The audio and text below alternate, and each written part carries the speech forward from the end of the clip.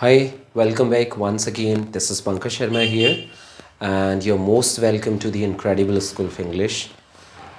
Today, I am just going to teach you or going to explain you about the series is going on tense at a glance.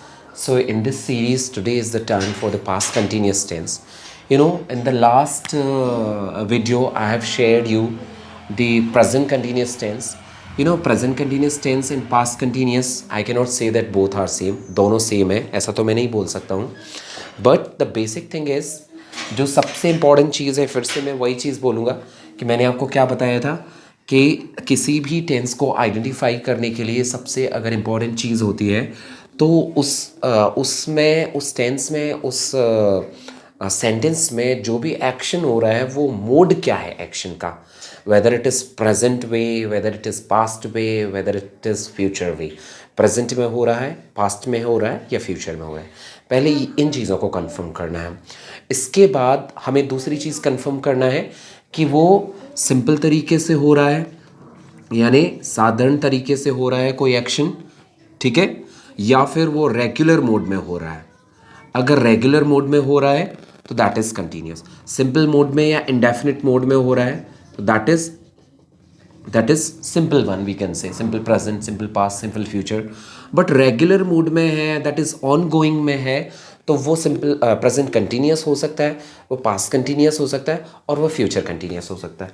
तो इसलिए I have written here identification of a past continuous. आज हम past continuous की बात कर रहे हैं. तो पास्ट कंटिन्यूस की जो आइडेंटिफिकेशन है यानी पहचान जो है वो हम कैसे जान सकते हैं. हिंदी मीडियम के स्टूडेंट्स वो कैसे पहचान सकते हैं? वो पहचान सकते हैं कि अगर कोई वर्क है जो बीते हुए समय में हुआ और वो हुआ नहीं, वो चल रहा था. जैसे सपोज करिए कि मैं कल शाम को क्रिकेट खेल रहा था, ठीक है, तो वो कब की बात है? एक तो कल की बात है, ठीक है, और कल शाम को वो रेगुलर रूप से मैं उसको कंटिन्यूशन में कर रहा था, ठीक है, तो वो काम चल रहा था उस दौरान, ठीक है. या सपोज करिए कि आज सुबह मैं आपसे बातें कर रहा था, आज सुबह मैं आपकी क्लास ले रहा था, ठीक है, आपको मैं पढ़ा रहा था. तो ये काम कब का है? सुबह का. अगर शाम है अभी तो सुबह का काम, तो सुबह मतलब सुबह, सुबह मतलब जो बीत गया. अभी तो शाम है, सपोज करो कि ये शाम का टाइम है, ठीक है, और बात कब हो रही है? आज की ही सुबह की. तो वो टाइम हमारे लिए क्या हो गया? वो टाइम जो हो गया वो पास्ट का टाइम हो गया क्योंकि वो गुजर गया. और उस सुबह के दौरान अगर कोई काम चल रहा था तो that was past and regular mode continuous. तो सिंपल सी बात है, the action which occurs in regular mode in the past, जो एक्शन रेगुलर मोड में चलता रहता है, कब? पास्ट में. तो वो ऐसे एक्शंस जो है या ऐसे सेंटेंसेस पास्ट कंटिन्यूस को बिलोंग करते हैं. अब बात करते हैं कि पास्ट सेंटेंसेस को, पास्ट कंटिन्यूस टेंस के सेंटेंसेस को हम ट्रांसलेट कैसे करेंगे. तो उसके लिए सिंपल सा एक फंडा है. जैसे कि प्रेजेंट कंटिन्यूस में हमने हेल्पिंग वर्ब्स देखी हुई थी तीन, इज, एम और आर, ठीक है. वैसे ही पास्ट कंटिन्यूस में हेल्पिंग वर्ब्स है वॉज और वर, ठीक है. वॉज और वर का यूज कैसे होगा वो मैं आपको बता दूं. वर्ब का फॉर्म, रूट फॉर्म, मतलब वर्ब की फर्स्ट फॉर्म प्लस आईएनजी, है ना. वर्ब की फर्स्ट फॉर्म और आईएनजी ये तीनों कंटिन्यूस में लगेगा, चाहे वो प्रेजेंट कंटिन्यूस में हो, पास्ट कंटिन्यूस में हो, फ्यूचर कंटिन्यूस में हो.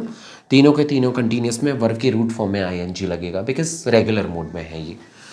अब आती है वॉज की और वर की यूजिंग. तो वॉज की यूजिंग, कुछ सब्जेक्ट्स हैं, सिलेक्टेड सब्जेक्ट्स, उनके साथ वॉज की यूजिंग होगी, जैसे आई, ही, शी, इट, नेम. और भी सिंगुलर सब्जेक्ट्स हैं जैसे चेयर आ गया, ठीक है, क्लास आ गया, टीम आ गया, स्टूडेंट आ गया, कंट्री आ गया, ठीक है, बॉय आ गया, गर्ल आ गया. तो इस तरह के सिंगुलर सब्जेक्ट्स में वॉज का यूज़ होगा पास्ट कंटिन्यूस में. और वर्क का यूज़ जो है वो यू, वी, दे और प्लूरल्स, और भी जो प्लूरल सब्जेक्ट्स हैं जैसे चेयर है, चेयर्स है ना, रूम्स है, क्लासेस है, पैलेसेस है, ठीक है, सिटीज़ है, कंट्रीज़ है, तो ऐसे बहुत सारे स्टूडेंट्स हैं. सबसे इम्पॉर्टेंट चीज़ है कि आपको की पॉइंट्स पकड़ने हैं, ठीक है. की पॉइंट्स पकड़ने में जो हमारे की वर्ड्स हैं, की पॉइंट्स हैं, जो एब्जॉर्वेबल जो चीज़ें हैं उनको हमको समझना है, उनको अंडर एस्टिमेट करके या अंडरस्टूड करके और फिर हमें चीज़ों को समझने की कोशिश करना है. तो आज मैंने एक फार्मूला लिखा हुआ है पास्ट कंटिन्यूस का, which is simple formula. Past continuous का सिंपल फार्मूला, सब्जेक्ट, ठीक है, और सब्जेक्ट के बाद वॉज, वर, और उसके बाद वर्ब का root form plus ING plus object. तो ये जो है ये सीधी सी मैंने आपको बात बताई। आई होप कि आपको समझ में आएगी। और इसमें हमें सेंटेंसेस फॉर्म कैसे करना है, जो मैंने सिंपल फॉर्मूला लिखा है। सबसे पहले सब्जेक्ट चूज़ करना है। जैसे मैं आपको एक एग्जांपल बता सकता हूँ कि उस एग्जांपल पे हम वर्क कर सकते हैं, ठीक है, या उस एग्जांपल को हम बना के और जैसे भी चाहे हम कन्वर्ट कर सकते हैं। तो ये चीज़ें आपको थोड़ा सा ध्यान देनी होगी। जैसे मैं एक एग्जांपल बनाता हूँ इसका। सब्जेक्ट तो मैंने चूज़ कर लिया आई, ठीक है। अब इसके बाद क्या है, वॉज और वर्ब। तो आई के साथ मैंने क्या बताया था, आपको यूज़ करना है वॉज, ठीक है। फिर उसके बाद वर्ब का फर्स्ट फॉर्म और आईएनजी।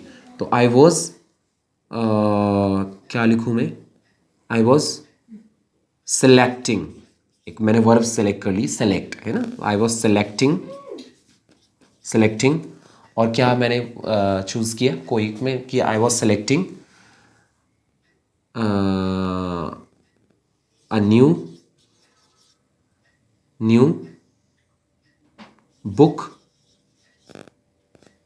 for reading, ठीक है। तो ये क्या हुआ, देखिए फॉर्मूले के अकॉर्डिंग चल रहे हैं ना अपन। ये सब्जेक्ट हो गया अपना, इस सब्जेक्ट के अकॉर्डिंग ये अपनी हेल्पिंग वर्ब हुई, और उसके बाद ये सेलेक्ट वर्ब का फर्स्ट फॉर्म आईएनजी लग गया इसमें, ठीक है। तो आई वॉज सेलेक्टिंग, मैं सेलेक्ट कर रहा था। सेलेक्ट करना मीन्स चयन करना। मैं चयन कर रहा था अ न्यू बुक, एक नई किताब। किस लिए, फॉर रीडिंग, पढ़ाई के लिए। अब कुछ बच्चे यहाँ कंफ्यूज हो रहे होंगे, तो please don't be confuse about this one, because ये सेंटेंस हमारा कहाँ तक है, अ न्यू बुक यहाँ तक, यहाँ से यहाँ तक का अलग मैटर है। ये प्रपोजिशन है, और फॉर रीडिंग इट्स बिहेविंग और इट्स रिएक्टिंग और it's coming like as a gerund form. यहाँ पे वो एक नाउन की तरह आ रही है, ना कि यहाँ पे कोई ऐसा है, इस तरह से कोई ऐसी वर्ब के तौर पे नहीं आ रही। तो ये है। और भी एग्जांपल्स है, जैसे वी वर अंडरस्टैंडिंग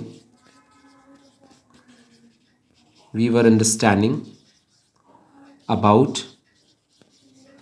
pedagogy,